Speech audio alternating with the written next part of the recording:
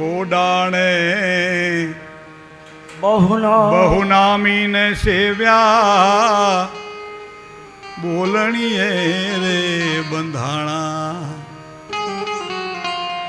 દયા કરીને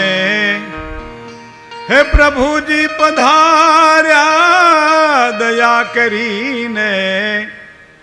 પ્રભુજી પધાર્યા એ તો ડાકોરમાં દર્શાણા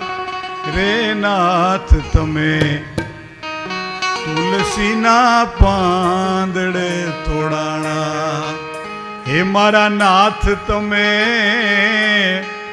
તુલસીના પાંદડે તોડાણા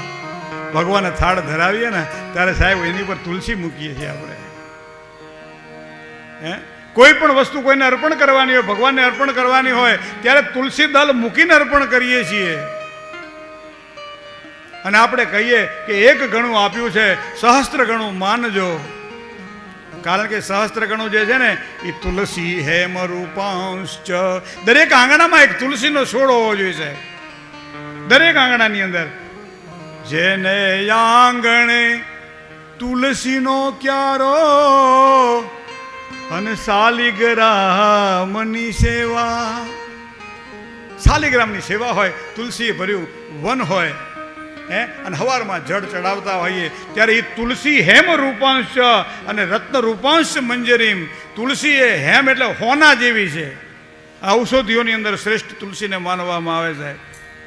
શ્રેષ્ઠ તુલસીને માનીએ છીએ આપણે ઔષધિઓમાં હે તુલસી હેમ રૂપાંશ અને રત્ન રૂપાંશ મંજરીમ એના જે મંજરી જે છે એ જેને કે ચાંદી સમાન છે રત્ન રૂપાંશ મંજરીમ ભવ મોક્ષ પ્રદાતુભ્યમ ભવ મોક્ષના બંધનમાંથી મુક્ત કરે છે એ માં તુલસી મહારાણી એ તુલસીજી છે તુલસી હેમ રૂપાંશ રત્ન રૂપાંશ મંજરી ભવ મોક્ષ પ્રદાતુભ્યમ અર્પયામી હરિપ્રિયામ એમાંથી તમે એક પાંદડું તમે લઈ લો તુલસીજીને કોઈ દિવસ નખ ન અડાડાય તુલસીજીનું પાન તોડતી વખતે કોઈ દિવસ નખથી તોડવા પ્રયત્ન ના કરો એ આમ ચૂંટવું એને તુલસીને કોઈ દાડો દાંતથી ચાવવા નહીં તુલસીજીને મમડાવવા અને એનો રસ લેવો પર્વ જ્યારે આવતા હોય ત્યારે તુલસીજીને તોડવા નહીં એકાદશી આવતી હોય અથવા સારું પર્વ આવતો હોય ત્યારે તુલસીજીને તોડવા નહીં દરરોજ સવારમાં જ્યારે તુલસીજીની સેવા પૂજા કરવાના એક દીવો કરી દો ભગવાન સ્વયં નારાયણ શ્રી હરિ તમારા ત્યાં આંગણે નિવાસ કરે છે એવો ભાવ કરી અને તમે પૂજા કરો શાલિગ્રામની અને તુલસી માતાજીને જળ ચડાવો તમારે કોઈના આંગણે જવાની જરૂર નહીં પડે કોઈને કંઈ કહેવાની જરૂર નહીં પડે ખાલી આંખ બંધ કરીને એની સામે તમે બેસી જાઓ ને થોડી વાર સાહેબ બધા જ તમારા પડડ ખુલી જાય માં તુલસીનો આવો મહિમા છે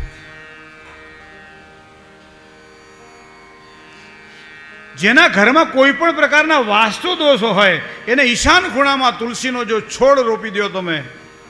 પણ હા કદાચ ઘણી જગ્યાએ એવું પણ જોવા મળ્યું છે કે તુલસીજી રહેતા નથી બળી જાય છે બરાબર છે અને મેં તો ઘણી જગ્યાએ એવું જોયું છે કે એ છે એનો પ્રભાવ છે જે છે એ છે પણ છતાં માનવું રહ્યું કે કળિયુગની અંદર તુલસીજીનું મહત્વ તો છે જ નહીં તો બોડાણો આમ હાથમાં તુલસી દળ મૂકી અને એક પાંદડું મૂકી દે અને એ પાંદડું એવું મજબૂત બની જાય કે બીજી બાજુ આખી મોટી મૂર્તિ હોય એ મૂર્તિનું પલ્લું પણ એમને એમ રહી જાય અને એટલા માટે કીધું છે કે નાથ તમે તુલસીના પાંદડે તોડાણા